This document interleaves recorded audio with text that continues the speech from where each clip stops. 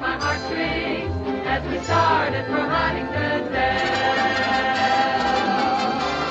Chug, chug, chug went the motor, clunk, clunk, clunk went the brake. The Hollywood we see today would not exist without a man named Hobart Johnstone Whitley, otherwise known as the father of Hollywood.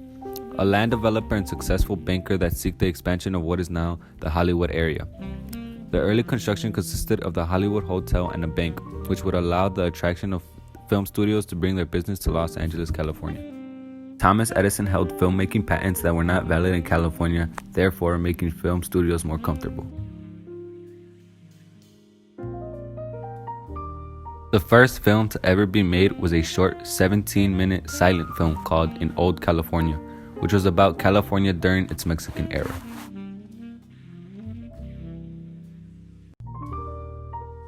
The end of 1910s brought great promise to the film industry, with 5 companies leading the way: Warner Brothers, RKO, Fox, MGM, and Paramount. Production of films with the sound in the 1920s boosted the film industry into the elite category, competing with automobile, petroleum, and chemical industries.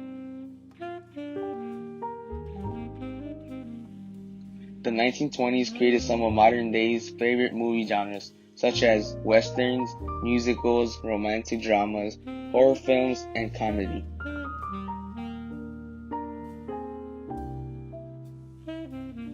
Cinematic films were normalized into life similar like the way social media has been normalized in present-day society. Hollywood's golden era went through hard periods like the Great Depression and World War II, yet roughly 60 to 80 million Americans tuned in weekly to watch a film at the low cost of just about 27 cents.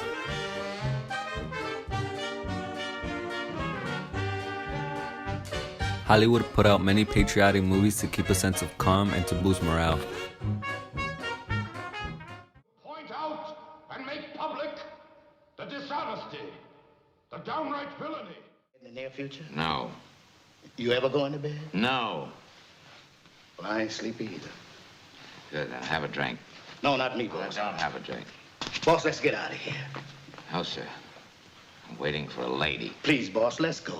Ain't nothing but trouble for you here. Coming back. I know she's coming back. We'll take the car and drive all night. We'll get drunk. He will not be seen this evening so that we may bring you the 37th Annual Awards of the Academy of Motion Picture Arts and Sciences. Ben Casey will be seen next week at its regularly scheduled time over most of these ABC television stations.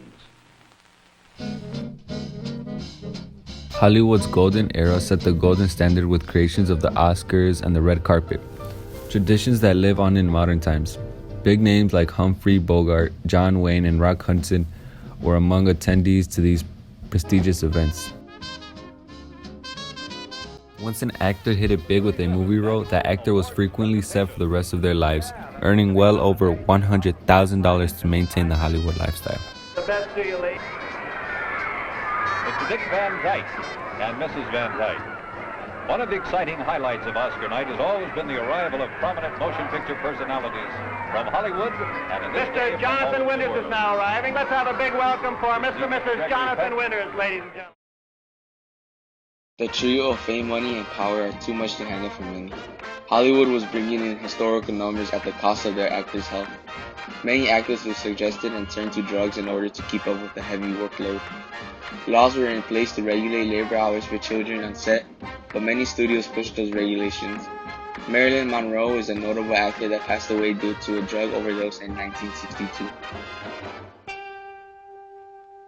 Many skies have turned to gray and still we're far apart.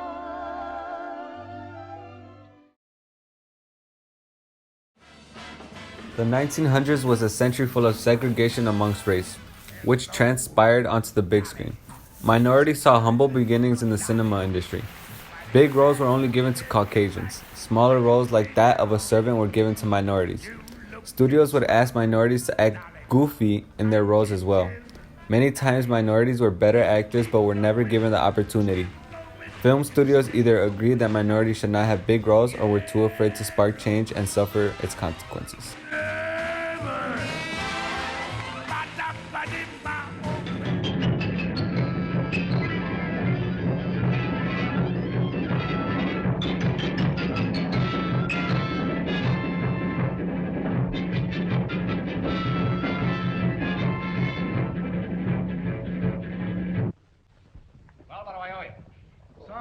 some Conchita, some noise, some Lasha. What? From Africa to here? $1.85? That's an outrage. I told her not to take me through Australia. You know it's all ripped up. You should have come right up to Lincoln Boulevard. Where do you come with that stuff?